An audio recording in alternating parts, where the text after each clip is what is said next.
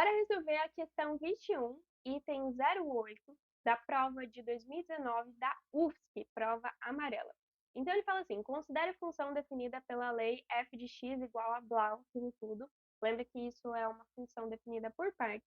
E aí no item 08 ele vai falar o seguinte, a função f é crescente para, e aí ele destaca um dos intervalos que tem uma lei de formação específica associada, depois decrescente, ótimo, né?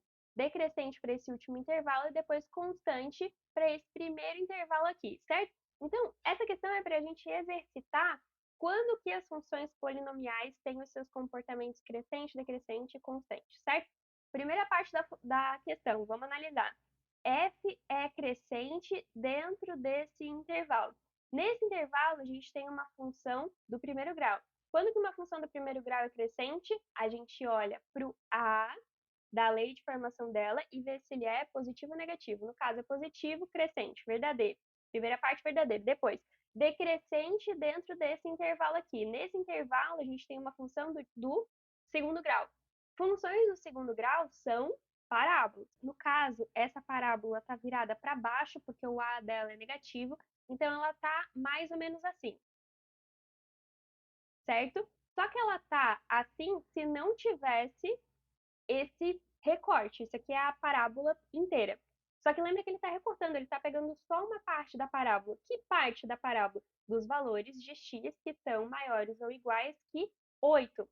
Então, ela vai ser exatamente decrescente nesse valor se eu pegar do vértice, que é a parte de maior alcance da parábola, no caso, né, porque a concavidade está virada para baixo, do vértice para frente. Então, se esse valor de 8 for exatamente o valor do x do vértice, para frente dele, essa parábola realmente é decrescente. Ou se ele pegar um valor depois, por exemplo, se o 8 estiver aqui na frente, depois do vértice, também depois desse valor, a parábola vai ser decrescente. Então, a gente tem que analisar qual que é a relação entre o x do vértice dessa parábola com esse 8 que a questão está destacando. Para isso, a gente vai ter que achar quem que é o x do vértice. Então, vamos lá. X do vértice é igual a menos b sobre 2a.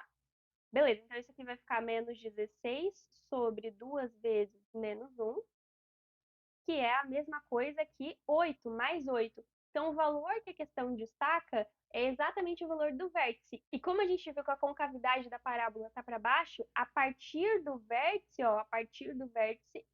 essa parábola realmente é decrescente. Então, essa parte aqui está verdadeira. Legal.